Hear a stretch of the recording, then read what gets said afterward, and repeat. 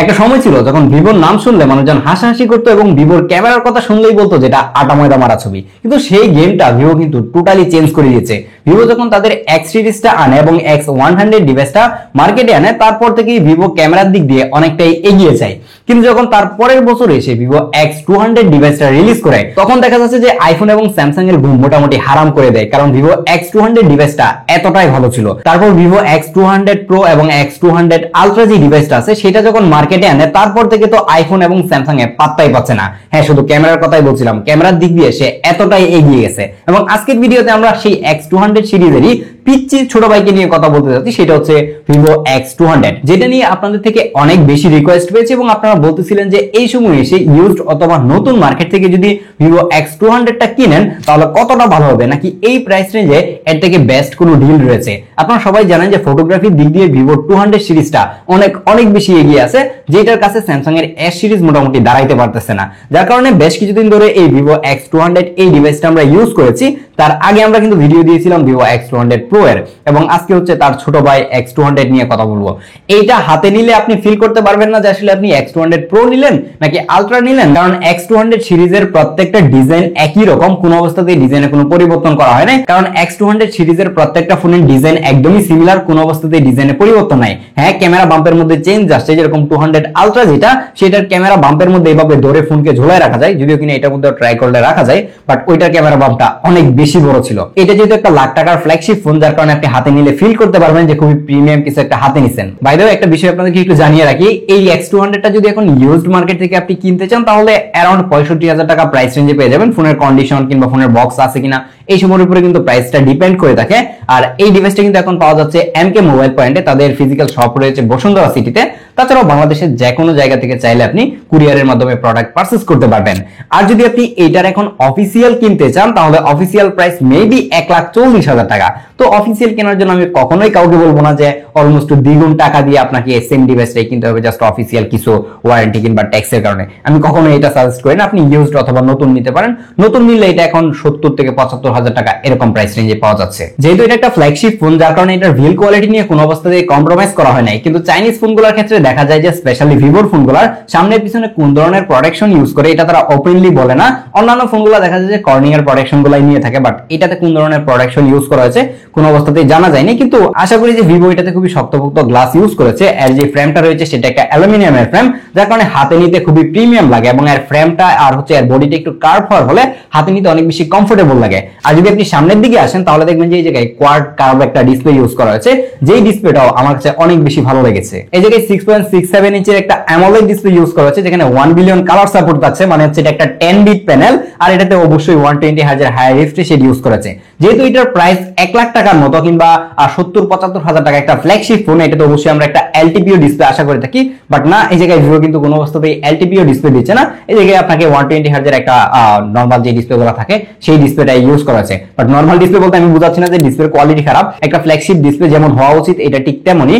এটার চারপাশেই কিন্তু কার্ভ ডিসপ্লেগুলো দেখা যায় যে এক সাইডে কার্ভ হয়ে থাকে, দুই সাইডে কার্ভ হয়ে থাকে। সেই কার্ভগুলো আমার কাছে ভালো লাগে না। প্রচুর পরিমাণে মিস টাচ হয়, দেখা যায় যে প্রোটেক্টর খুঁজে পাওয়া যায় না। বাট এটার স্ক্রিন প্রোটেক্টর মোটামুটি ইজিলি পাওয়া যায়। এই ডিসপ্লেটা কোয়াড কার্ভ হওয়ার ফলে চারপাশের বেজেল একদমই সিমেট্রিক্যাল, হাতে নিলে খুবই ভালো একটা ফিল হয় এবং মনে হয় যে একটা ডিসপ্লে হাতে ধরে বসে আছি। এই ডিসপ্লেটাতে কার্ভ কম হওয়ার ফলে দেখা যায় যে কোনো অবস্থাতেই মিস টাচ হয় না এবং একটা কার্ভ ডিসপ্লের এক্সপেরিয়েন্স নেওয়া যায়। পার্সোনালি আমি কিন্তু কার্ভ ডিসপ্লে খুব একটা পছন্দ করি না, শুধুমাত্র এই ধরনের মিস টাচের কারণে। কিন্তু এটা যেহেতু একটা অ্যামোলেড ডিসপ্লে, যার কারণে অ্যামোলেড ডিসপ্লেতে গ্রিন লাইন পড়ে যেতে পারে, পিঙ্ক লাইন পড়ে যেতে পারে। কিন্তু ভিভোর ফোনগুলো মানে 200 সিরিজের ফোনগুলোতে এখনো এই ধরনের কোনো হিস্ট্রি আমি দেখি নাই কিংবা কোনো পোস্ট কোনো গ্রুপে আমি দেখি নাই। এই জায়গাটায় আপনি সেফ থাকবেন, বাট অ্যামোলেড ডিসপ্লে নিয়ে কোনো অবস্থাতেই 100% সেফ কখনোই থাকা যায় না। যার কারণে ডিসপ্লেতে যে কোনো সময় যে কোনো ধরনের প্রবলেম হতেই পারে, সেটা হয়তো আপনার লাকের উপর অনেকটাই ডিপেন্ড করবে। এই X200 এর প্রসেসর হিসেবে ইউজ করা হয়েছে একটা মডার্ন টেকের প্রসেসর।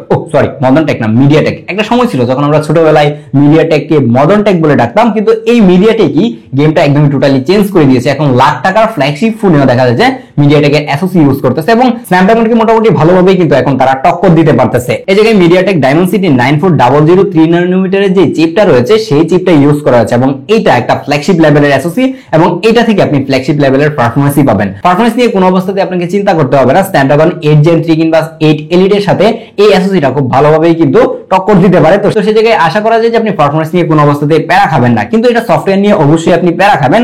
আমার হাতে যে ভেরিয়েন্টটা রয়েছে এটা একটা চাইনিজ ভেরিয়েন্ট, এটা কিন্তু দুইটা ভেরিয়েন্ট হয়, চাইনিজ এবং ইন্টারন্যাশনাল ভেরিয়েন্ট। এটা যে চাইনিজ ভেরিয়েন্টটা রয়েছে সেটার মধ্যে কিন্তু অরিজিন ওএস থাকে, আর যেটা ইন্টারন্যাশনাল ভেরিয়েন্ট সেটার মধ্যে কিন্তু ফান্টাস ওএস থাকে। আপনি যদি চাইনিজ ওএস নেন তাহলে হয়তো বা 5-7 হাজার টাকা কমে নিতে পারবেন, এবং ইন্টারন্যাশনাল ভেরিয়েন্ট নিতে গেলে আপনাকে কিছু টাকা বেশি গুনতে হবে। কিন্তু আমি আপনাকে সবসময় রিকমেন্ড করবো যে ইন্টারন্যাশনাল ভেরিয়েন্টটা নেওয়ার জন্য।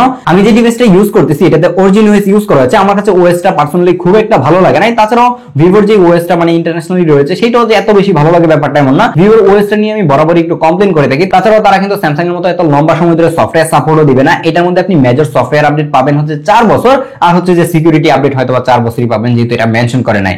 তো সেই জায়গায় এসে সফটওয়্যারের দিক দিয়ে আমার কাছে মনে হয় যে ভিভোর আরেকটু নজর দেওয়া উচিত। তার মানে এইটা না যে এটা খুব বেশি ইউজলেস, এটা ইউজফুল ছিল এবং ইউজ করা যায়। যেহেতু এটা একটা চাইনিজ ভেরিয়েন্টের ফোন, যার কারণে কল নিয়ে নোটিফিকেশন নিয়ে প্রচুর পরিমাণে প্যারা খাবেন। যেমন এই ডিভাইসটা ইউজ করতে গিয়ে আমি হোয়াটসঅ্যাপ মেসেঞ্জারের কল প্রচুর পরিমাণে মিস করি বলতে গেলে কল আসে না যে ব্যাপারটা এমন না, কল আসে, কল আসার পরে দেখা যায় যে আপনাকে মেসেঞ্জারে ঢুকে তারপর সেই নোটিফিকেশনে ক্লিক করে আপনাকে কলটা রিসিভ করতে হবে। হোয়াটসঅ্যাপের ক্ষেত্রেও সেম হয়, অনেক সময় দেখা যায় যে হোয়াটসঅ্যাপের নোটিফিকেশন মিস করতেছে। বাট এখন অনেকেই বলে থাকে যে রিসেন্ট বক্সে যদি আপনি এভাবে এটাকে পিন করে রাখেন তাহলে হয়তো বা এই প্রবলেমটা হয় না। বাট এটা করেও দেখেছি যে মাঝে মাঝে অনেক সময় কলের জন্য আমাকে সেই অ্যাপটাই ওপেন করা লাগতেছে। তো আপনি যদি চাইনিজ ভেরিয়েন্ট কিনেন তাহলে এই প্রবলেমটা আপনি ফেস করবেন। কিন্তু এখন কথা হচ্ছে যে আপনি ইন্টারন্যাশনাল ভেরিয়েন্ট যদি নেন তাহলে কি স্মুথলি ইউজ করতে পারবেন? না, একদমই না। কারণ হচ্ছে আমি যখন লাস্ট বার X200 Pro যে ডিভাইসটা রয়েছে সেটা আপনাদের সামনে রিভিউ করি, এবং সেটাতেও কিন্তু সেই কমপ্লেইনটা আমি করি যে ইন্টারন্যাশনাল ভেরিয়েন্টের মধ্যেও নোটিফিকেশন ইস্যু রয়েছে। দেখা যায় যে অনেক সময় কল মিস করতেছিলাম, কল রিসিভ করার জন্য আমাকে অ্যাপ ওপেন করা লাগতেছে।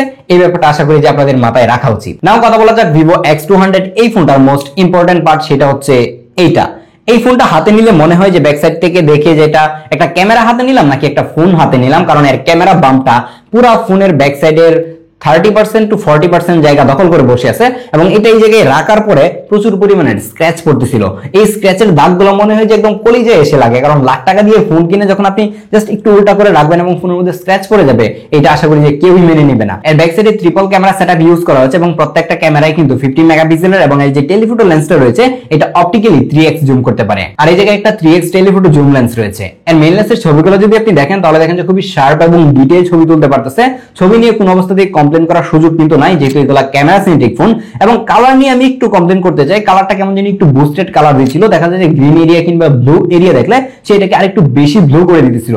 হ্যাঁ, আপনি এই জায়গা থেকে ন্যাচারাল সিলেক্ট করে ন্যাচারাল ছবি তুলতে পারবেন, আর যারা আরো বেশি স্যাচুরেটেড ছবি পছন্দ করেন, আরো বেশি কালারফুল ছবি পছন্দ করেন, তারা কিন্তু চাইলে সেই জায়গা থেকে কালারগুলো চেঞ্জ করে আপনার মন মতো করে কালার টোন সিলেক্ট করতে পারবেন। কিন্তু আমার মনে হয়েছিল জায়াস ন্যাচারাল যে অপশনটা রয়েছে সেটা সিলেক্ট করলে আরেকটু ন্যাচারাল ছবি দিলে বেশি ভালো লাগতো। ইমেজের শার্পনেস, ডিটেল এবং ডাইনামিক রেঞ্জ খুবই ভালো ছিল, এগুলো নিয়ে কমপ্লেন করার কোনো সুযোগ নাই। এবং এই যে আলট্রাওয়াইড লেন্সটা রয়েছে সেম ভাবেই দেখা যায় যে কালারটা মেইনটেইন করতে পারে, মানে মেইন লেন্সের সাথে কালারটা একদমই মিলে যায়। কালারের যে ডিফারেন্সটা আসে অনেক সময় দেখা যায় অনেক ফোনে লেন্স শিফট করার পরে কালার চেঞ্জ হয়ে যায়, এই প্রবলেমটা এটাতে আমি ফেস করি নাই। কিন্তু এর আলট্রাওয়াইড নিয়ে আমার কমপ্লেইনটা হচ্ছে যে এর আলট্রাওয়াইডের যে ফোকাল লেন্থটা রয়েছে সেটা কিন্তু 15 মিলিমিটার। এটা দেখা যায় যে নরমালি অন্যান্য ফোনগুলোতে 13 মিলিমিটার হয়ে থাকে, বাট 15 মিলিমিটার হওয়ার ফলে দেখা যায় যে খুব বেশি ওয়াইড পিকচার তোলা যায় না। এটা যদি আরেকটু ওয়াইড হতো তাহলে হয়তো বা আলট্রাওয়াইডের এক্সপেরিয়েন্সটা আরেকটু বেটার হতো। কিন্তু আপনি সবথেকে বেশি এনজয় করবেন হচ্ছে এতে থাকা 3x অপটিক্যাল টেলিফোটো জুম লেন্সটা, কারণ এটা দিয়ে মাখন লেভেলের পোর্ট্রেট ফটোগ্রাফি করা যাচ্ছিল। যদি আপনি এই ফোনটার পোর্ট্রেট ফটোগ্রাফির অপশনে যান তাহলে এই জায়গায় দেখতে পাবেন অনেকগুলো ফোকাল লেন্থ রয়েছে, 23 মিলিমিটার, 35 মিলিমিটার, 50 মিলিমিটার, 85 মিলিমিটার এবং 100 মিলিমিটার। মানে হচ্ছে আপনি মিলিমিটার যত বাড়াবেন আপনার পিকচার কোয়ালিটি তত ভালো হবে এবং পোর্ট্রেট পিকচারগুলো দেখতে ততটাই ভালো লাগে। আমি ম্যাক্সিমাম টাইম 50 মিলিমিটার, 85 মিলিমিটার এবং 100 মিলিমিটার এই ছবিগুলো তুলেছি। মোস্টলি 85 মিলিমিটারে আমি সবাইকে রিকমেন্ড করব, কারণ এই ফোকাল লেন্থে বেস্ট কোয়ালিটির পিকচার আউটপুট পাওয়া যায়। এই পিকচার স্যাম্পলগুলো দেখে হয়তো এতক্ষণ বুঝতে পারতেছেন যে এটা দিয়ে কোন লেভেলের পোর্ট্রেট ফটোগ্রাফি আপনি করতে পারবেন। এর এইচ ডিটেক্ট থেকে শুরু করে পিকচারের ডিটেইল অনেক অনেক বেশি ভালো ছিল। দেখেন যে একটা চুল থেকে শুরু করে সবকিছুই কিন্তু খুব ভালোভাবে ডিটেক্ট করতে পারে, কোনো অবস্থাতেই হেয়ার গুলো এইচ ডিটেক্ট মিস করে না। এবং আমি এটা দিয়ে যদি 10টা ছবি তুলি 10টা ছবির মধ্যে 10টা ছবি দেখা যায় যে ঠিকঠাক ভাবে এইচ ডিটেক্ট করতে পারে, যার কারণে পোর্ট্রেটের দিক দিয়ে এটাকে সবাই কিং বলেই আখ্যা দিচ্ছে। এবং আমার কাছে মনে হচ্ছে যে পোর্ট্রেট ফটোগ্রাফির জন্য এই প্রাইস রেঞ্জে একটা বেস্ট ডিল হতে পারে এটা। আর তার থেকে মজার ব্যাপার হচ্ছে আপনি যখন পোর্ট্রেট ছবিগুলো তুলবেন তখন এই জায়গায় আপনি জায়াসের অনেকগুলো বুকে ইফেক্ট পাবেন, যেগুলো হচ্ছে জায়াসের অরিজিনাল লেন্সগুলো দিয়ে ছবি তুললে যে বুকে ইফেক্ট গুলো হয় সেই বুকে গুলো আপনি এই জায়গা থেকে সিলেক্ট করতে পারবেন। মানে হচ্ছে আপনার ব্যাকগ্রাউন্ড ব্লারের যে স্টাইল গুলো রয়েছে সেই স্টাইল গুলো আপনি চেঞ্জ করতে পারবেন, যেটা আমার কাছে অনেক বেশি ভালো লেগেছে এবং আমি অনেক সময় স্টাইল গুলো চেঞ্জ করে দেখছি। কিন্তু সত্যি বলতে আমার কাছে নরমাল স্টাইলটাই বেশি ভালো লেগেছে। আর এর ফ্রন্টে থাকছে একটা 32 মেগাপিক্সেলের ক্যামেরা, যেটা দিয়ে সুপার লেভেলের সেলফি তোলা হচ্ছিল। সেলফিগুলো খুবই শার্প এবং ডিটেইল ছিল এবং দেখা যায় যে ভিভো দিয়ে সেলফি তুললে অবশ্যই সুন্দর লাগে। ভিভোর যেই সেই আদিকালের যেই জিনিসটা ছিল, ফেসটাকে একটু স্মুথ করে দেওয়া, একটু ফর্সা করে দেওয়া, সেই ধরনের সিগনেচার কিছুটা আপনি এই জায়গায় পেয়ে যাবেন, যার কারণে সবার কাছে আশা করি যে এর ফ্রন্ট ক্যামেরাটাও ভালো লাগবে। নাও কথা বলা যাক এটার ভিডিও নিয়ে। আর ভিডিও নিয়ে কথা বললে তো আমরা কখনোই ইনডোরে ভিডিও নিয়ে কথা বলি না, তো চলুন আউটডোরে গিয়ে এটার ভিডিও টেস্ট করে দেখি যে এটার ভিডিওর কি অবস্থা। এটা হচ্ছে ভিভো X200 এর আলট্রাওয়াইড ভিডিও। এটার আলট্রাওয়াইড দিয়ে আপনি 4K 60 fps ভিডিও রেকর্ড করতে পারবেন এবং মজার ব্যাপার হচ্ছে যে আপনি 4K 60 fps ভিডিও রেকর্ড করা অবস্থায় চাইলে আপনি লেন্স শিফট করতে পারবেন। মনে হচ্ছে এর আলট্রাওয়াইড লেন্স থেকে আপনি মেইন লেন্সে যেতে পারবেন এবং টেলিফোটো লেন্সে যেতে পারবেন। আর আমি একটা জিনিস দেখে অবাক হলাম যে অ্যান্ড্রয়েড মোবাইলের মধ্যে এখন পর্যন্ত আমি যতগুলো ইউজ করেছি সব থেকে বেশি যে স্মুথলি লেন্স শিফটিং এর বিষয়টা সেটা এই ভিভোর ফোনটাই করতে পারছে। এবং তার আগে যেটা ইউজ করলাম ভিভো X200 Pro, সেটার মধ্যে আমরা এই জিনিসটা দেখেছি। তো আমরা এখন হচ্ছে এর আলট্রাওয়াইড থেকে মেইন লেন্সে শিফট করবো। এই যে এটা হচ্ছে এর মেইন লেন্স এবং মেইন লেন্স থেকে যদি টেলিফোটোতে যাই, এইটা হচ্ছে এর টেলিফোটো। এবং আপনি এই জায়গায় মানে ভিডিও করা অবস্থায় আপনি কিন্তু 15x পর্যন্ত জুম করতে পারবেন। এই যে এটা 15x পর্যন্ত জুম হচ্ছে। তো এটা দিয়ে হচ্ছে আমরা যদি 1x এ ভিডিও করি, এই যে এখন হচ্ছে যে মেইন লেন্সে ভিডিও রেকর্ড হচ্ছে, মেইন লেন্সে যদি হাতে রেখে ভিডিও করেন তাহলে এরকম একটা ভিডিও পাবেন। আর আশা করি যে যদি ব্লগ টক বানাতে চান মোবাইলটাকে উল্টাভাবে ধরে জাস্ট আপনি এভাবে ব্লগ করে ফেলতে পারবেন। আর সাউন্ডটাও কিন্তু এটা দিয়ে রেকর্ড হচ্ছে। তো আমরা আরেকটু জুম টেস্ট করে জাস্ট আপনাদেরকে দেখাই। এই যে এখন হচ্ছে মেইন লেন্সে আছে এবং এটা হচ্ছে 3x লেন্স আর হচ্ছে 15x পর্যন্ত ডিজিটাল জুম। ডিজিটাল জুমের কোয়ালিটিটা খুব একটা ভালো মনে হয় না আমার কাছে, কিন্তু টেলিফোটো লেন্স দেখেন যে 3x এ কিন্তু মোটামুটি ভালোই ডিটেল এবং শার্পনেস রাখতে পারতেছে।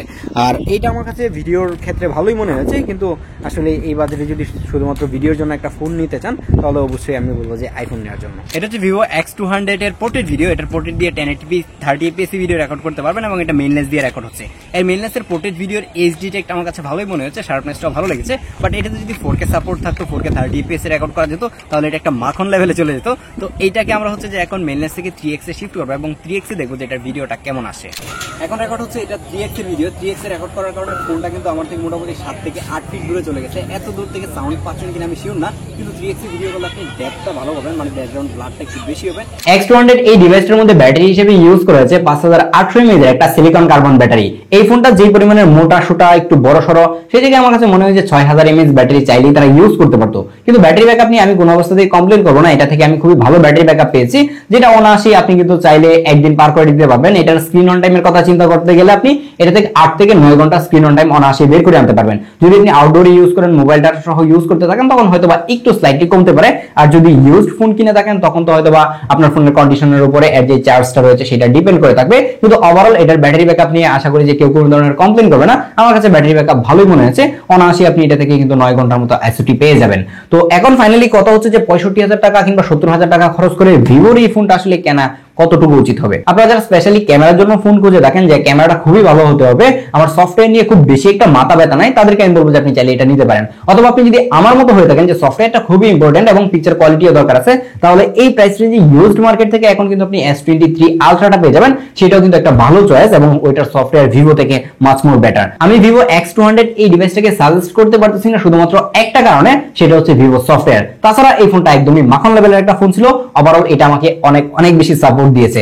আপনি চাইলে এটা একবার ট্রাই করতে পারেন, বাট আমি বলবো যে S23 আলট্রাটাই নিতে পারেন, কারণ সেটার সফটওয়্যার অনেক ভালো। বাট একটা ব্যাপার মাথায় রাখেন যে ওইটার মধ্যে কিন্তু রিসেন্টলি গ্রিন লাইন করতে শুরু করছে। দেখা হচ্ছে পরবর্তী ভিডিওতে, এবং পরবর্তীতে কি নিয়ে ভিডিও দেখতে চান নাকি এটার ক্যামেরা নিয়ে ডেডিকেটেড কোনো ভিডিও দেখতে চান কমেন্ট করতে পারেন। আল্লাহ হাফেজ।